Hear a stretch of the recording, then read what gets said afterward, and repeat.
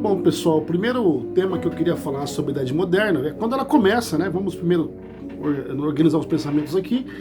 O período moderno é aquele que se inicia logo após a Idade Média. E isso, é claro, eu estou falando da historiografia tradicional, de uma cronologia tradicional, que é muito mais uma forma da gente organizar os pensamentos do que propriamente uma organização exata do tempo. Né? Tem muito mais uma função didática. Mas então vamos lá, nós depois do medieval, do medievo, do período medieval, com a derrocada do Império Romano Oriental, ou seja, a queda de Constantinopla, o mundo ocidental passou a entrar numa fase de transformações, de grandes transformações. Por quê? Por que Constantinopla era tão importante assim? Porque Constantinopla era uma importante rota comercial entre a Europa e o chamado Oriente, ou as Índias, como eles chamavam naquele momento. E essa importante rota comercial permitia a passagem de produtos muito cobiçados pelo público europeu, pelo público ocidental, né, que basicamente eram as chamadas especiarias. Especiarias eram produtos que de tão cobiçados se tornaram muito caros e, portanto, a burguesia europeia ficou muito interessada, né, em trazer esses produtos todos para a Europa. Muito bem, com a fechada de Constantinopla, com a tomada de Constantinopla, foi necessário que esses comerciantes europeus, que a burguesia europeia, começasse a procurar outros trajetos, outras rotas para poder continuar chegando até essa mina de riquezas que era o Oriente. Porque os turcos que haviam tomado Constantinopla já não permitiam mais esse tráfico de cristãos europeus pelas suas terras. Ao menos dificultavam ao máximo essa passagem. Muito bem. A partir daí começa então um grande tema do nosso estudo sobre a Idade Moderna, que são as grandes navegações. Então, se por um lado a Europa não podia passar por terra para chegar até o Oriente, ela teve que encontrar rotas marítimas, ela teve que estudar e assim, desbravar, digamos assim, novas rotas para poder chegar àquela fonte de riqueza que era o Oriente. Portanto, ela começa todo um processo de circunnavegação do continente africano para chegar até a Ásia, o continente asiático, aonde ela ia buscar essas riquezas em forma de mercadorias. E muitas expedições se lançaram ao mar, então, com esse propósito. Lembrando que, naquele momento, as grandes potências navais do mundo eram justamente os dois países da Península Ibérica, Portugal e Espanha. A posição geográfica, praticamente lançado no Oceano Atlântico, favoreceu essa condição, além de terem resolvido conflitos políticos internos, guerras civis, disputas por poder, definição de fronteiras, definição de governos, enquanto outros países ainda estavam brigando em seu próprio território para definir os seus novos limites e sua nova política de Estado, Portugal e Espanha já tinham isso mais resolvido.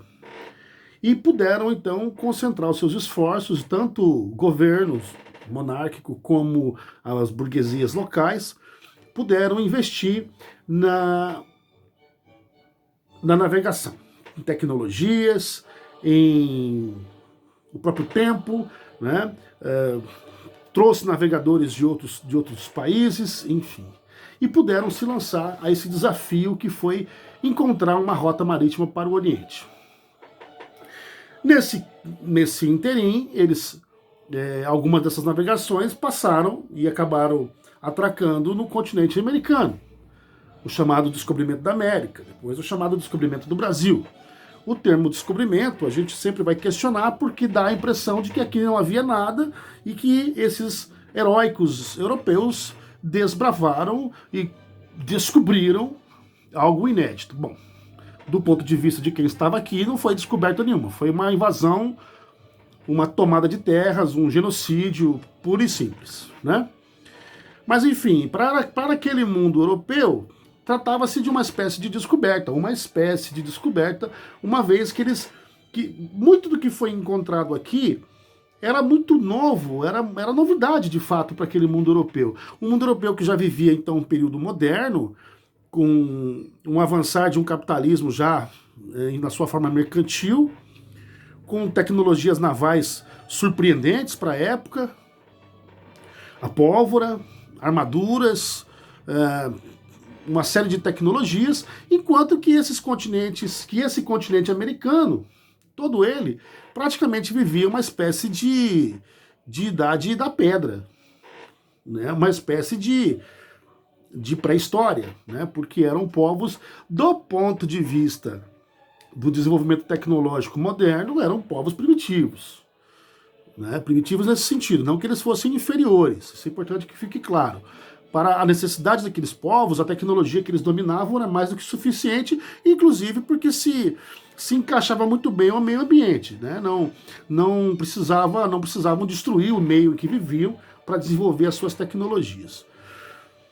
Mas enfim, a Europa encontra a América nessa procura pela rota para o continente asiático, e começa aí também todo um processo de colonização, de invasão, né, sob o ponto de vista de quem estava aqui, de colonização pelo ponto de vista de quem veio nas caravelas, nas naus. E a partir então de 1492, o Cristóvão Colombo inaugura esse processo, mas ele é sucedido por uma série de outros navegadores.